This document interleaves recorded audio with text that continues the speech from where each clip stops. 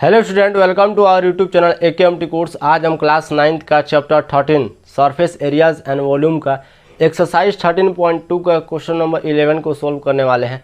आइए इसको सॉल्व करते हैं।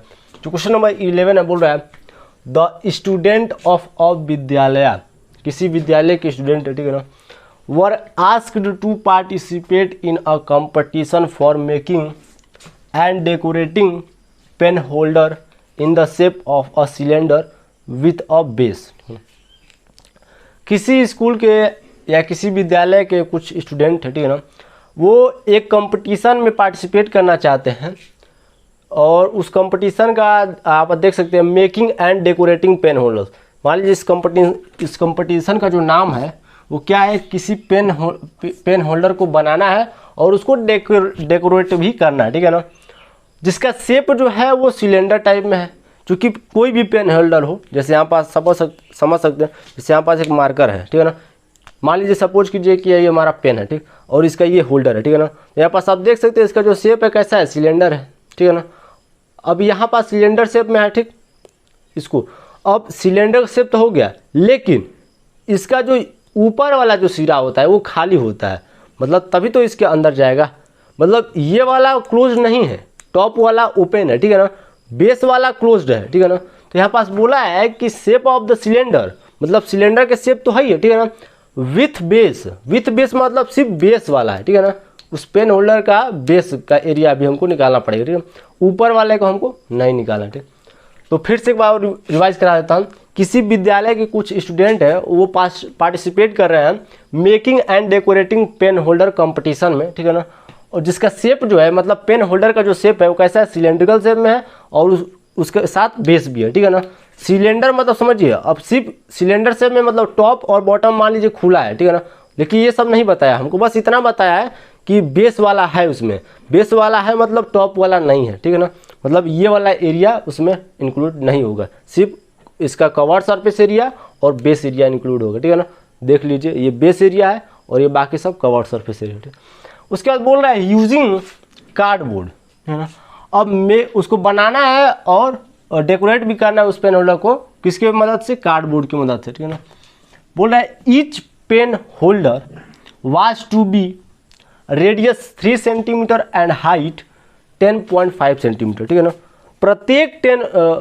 प्रत्येक पेन होल्डर का जो हाइट है, ठीक है ना, ये जो हाइट है इसका, ठीक है ना, वो है 10.5 सेंटीमीटर और इसका जो रेडियस है, ठीक है ना, यानी जो रेडियस है वो है 3 सेंटीमीटर, ठीक।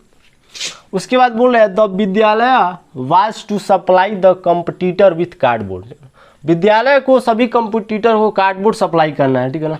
उसके बाद बोल रहा है if there were 35 competitors how much cardboard was required to be bought for the competition, ठीक है ना। तो विद्यालय को, ठीक है ना, 35 कंपटीटर के लिए कितना कार्डबोर्ड खरीदना पड़ेगा, ठीक है ना। मतलब इतने कंपटीटर हैं, ठीक है ना, और कितना कार्डबोर्ड खरीदना पड़ेगा, मतलब उसको कार्डबोर्ड का एरिया फाइंड करने को बोल रहा है, ठीक है ना। वो बोल रहा है कि कितना कार्डबोर्ड हम खरीदेंगे तो 35 कंपटीटर को मतलब सफिशियंट हो जाएगा, ठीक है ना। मतलब कार्डबोर्ड का टोटल एरिया फाइंड करना है इंक्लूडिंग 35 कंपटीटर, ठीक। तो आइए सबसे पहले गिवन लिख लेते हैं, उसके बाद इसको सॉल्व करते हैं। सबसे पहले गिवन में क्या दिया है, मान लीजिए ये पेन होल्डर हमारा है, ठीक है ना, इसका जो हाइट है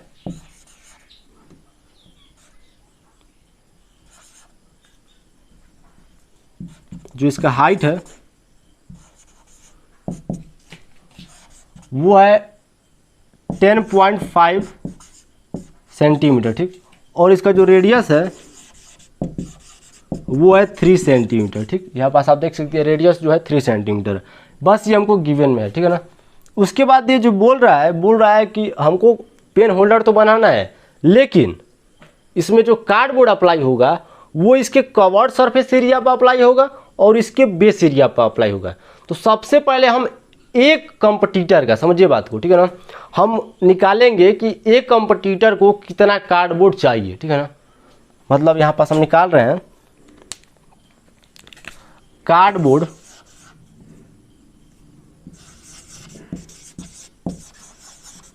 required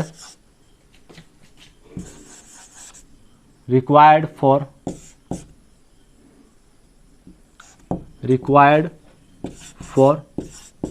वन मतलब एक से मतलब है वो ना, एक वन कंपटीटर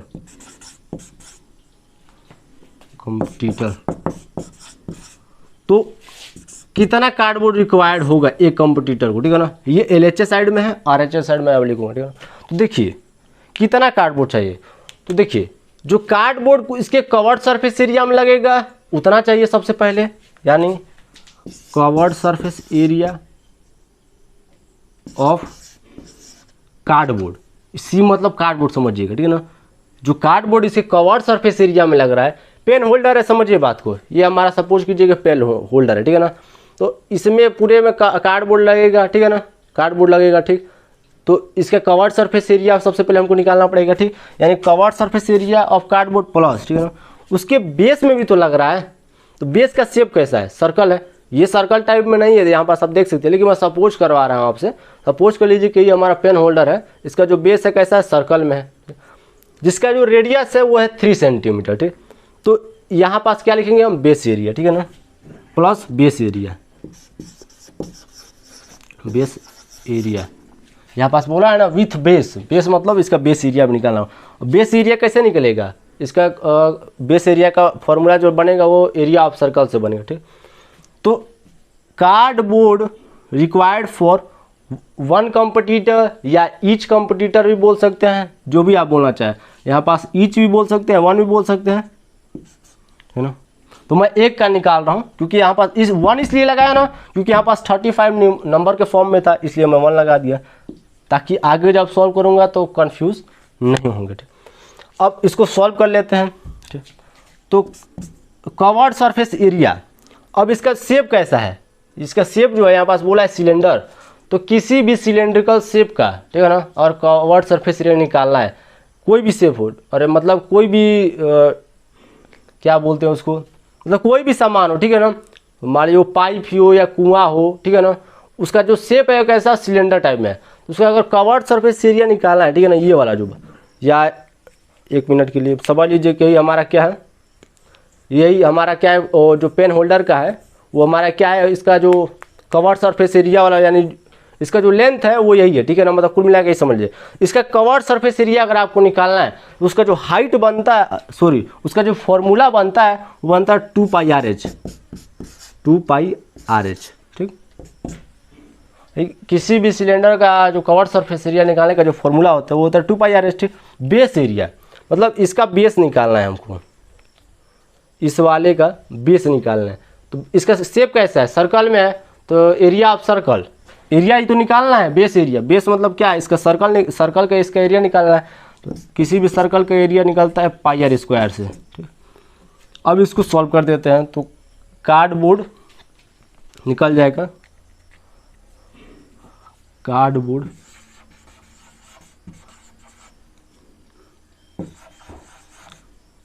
रिक्वायर्ड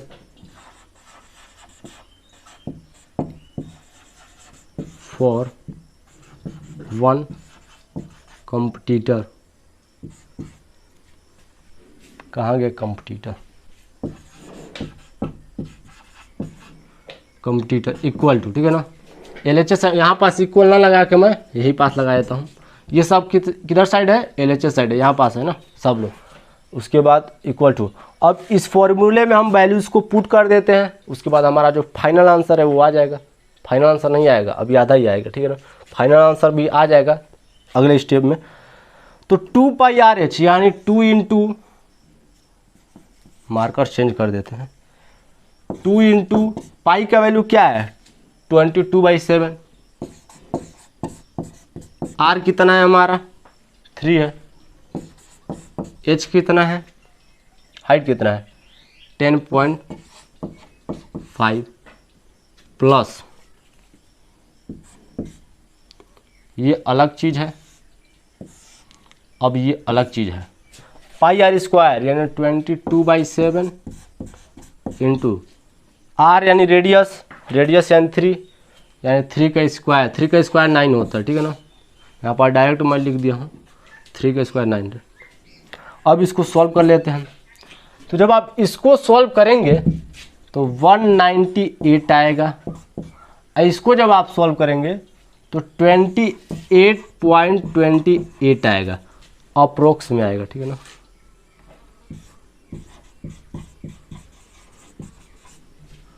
क्योंकि इधर पॉइंट इधर उधर हो सकता है इसलिए मैं अप्रोक्स लिख दिया हूँ, ठीक है ना। ये वैल्यूज़ मैंने पहले से कैलकुलेशन मैं करके रख लिया था, मेरे को याद भी था कि इसका वैल्यू कितना आएगा, इसका कितना आएगा, एक आध बार मैं प्रैक्टिस कर लिया था। अगर आपको नहीं समझ में आ रहा है तो कर लीजिएगा, ठीक। उसके बाद 198 प्लस 28.8, ठीक है ना। तो इसको जब ऐड आप करेंगे तो सबसे पहले 0.8 तो उधर रह जाएगा, 886 9 और 2 11, 886 मतलब 16 का मैं 6 लिया हूँ, ठीक है ना। और यहाँ पास 9 और 2 11 12, फिर हो जाएगा हमारा 112, यानी 226.28, ठीक है ना। और ये आ जाएगा हमारा कार्डबोर्ड रिक्वायर्ड फॉर, ये तो हमारा आएगा, कहाँ गया, कवर्ड सरफेस एरिया, ये एरिया है। तो दोनों एरिया का जो यूनिट आता है वो सेंटीमीटर स्क्वायर में आएगा। देखिए यूनिट कहाँ से मिलता है, देखिए इसका एरिया हम निकाले हैं, ठीक है ना, कवर्ड सरफेस एरिया, ये वाला एरिया, तो ये आएगा सेंटीमीटर स्क्वायर यूनिट में, ये भी आएगा सेंटीमीटर स्क्वायर यूनिट में, ठीक है ना। तो यूनिट यहाँ से हमने लिखा है, ठीक है ना, तो सेंटीमीटर स्क्वायर यूनिट, ठीक। यानी कार्डबोर्ड जो रिक्वायर्ड हुआ है एक आदमी के लिए या एक स्टूडेंट के लिए या एक कंपटीटर के लिए, वो 226.28 सेंटीमीटर स्क्वायर, ठीक है ना। इतना कार्डबोर्ड, इतना एरिया का कार्डबोर्ड उसको रिक्वायर किया गया है ताकि वो उस पेन होल्डर को बना सके, ठीक है ना। उसके बाद अब निकाल देते हैं अगला वाला, कार्डबोर्ड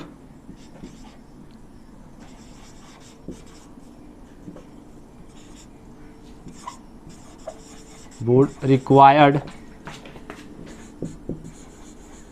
फॉर, अब यहाँ 1 था, एक के लिए इतना आया है, अब हमको 35 कंपटीटर के लिए निकालना है, कंपटीटर, ठीक। तो क्या करेंगे हम, ये तो LHS साइड आएगा, ठीक, 35 इंटू दिस 226.28, तो जो आपका फाइनल आंसर आ जाएगा मल्टीप्लाई कर लीजिए, तो आपका आएगा 7920 सेंटीमीटर स्क्वायर में, ठीक है ना। यानी 35 कंपटीटर के लिए 7920 सेंटीमीटर स्क्वायर यूनिट का कार्डबोर्ड अवेलेबल कराना होगा उस विद्यालय को, ठीक है ना। तो ये आपका फाइनल आंसर आ गया, ठीक। 7920 सेंटीमीटर स्क्वायर यूनिट, ठीक है ना। सबसे पहले एक कंपटीटर कितना कार्डबोर्ड यूज कर रहा है उसको निकालना है, फिर 35 के लिए 35 से मल्टीप्लाई कर देना है, ठीक है ना। अब यहाँ पास कंफ्यूज नहीं होना है, यहाँ पास देखिए बताता हूँ, covered surface area plus base area में, क्योंकि यहाँ पास बोला है ना जो शेप है उसका सिलेंडर में है, ठीक। अब सिलेंडर में देखिए, अब सिलेंडर बस बोलता है ना तो हमको पूरा टोटल निकालना पड़ जाता है, क्योंकि उसमें ये थोड़ी बोला है कि कवर्ड सरफेस एरिया या लेटरल या टोटल, सिलेंडर बोल दिया मतलब टोटल निकालना पड़ जाता है। लेकिन विथ बेस बोल दिया मतलब समझिए, विथ बेस मतलब सिलेंडर वाला ये फिगर होता है, ठीक है ना। अब बेस बोल दिया मतलब ये वाला, ठीक है ना, ये वाला बेस, मैं इसी को टॉप में रख के बेस बोला, क्षमा चाहता हूँ, ये वाला जो बेस है ये, ठीक। तो ये वाला बेस का एरिया यानी पाई आर स्क्वायर से निकलेगा, और ये जो कवर्ड सरफेस एरिया है इसको लेटरल सरफेस एरिया बोलते हैं, वो निकलेगा 2 पाई आर एस से। ऐसे आपको सॉल्व करना, स्क्रीनशॉट लेना चाहें तो ले सकते हैं। वीडियो अच्छा लगे तो हमारा चैनल AKMT कोर्स को सब्सक्राइब कीजिए, लाइक कीजिए, कमेंट कीजिए, शेयर कीजिए। जय हिंद, जय भारत।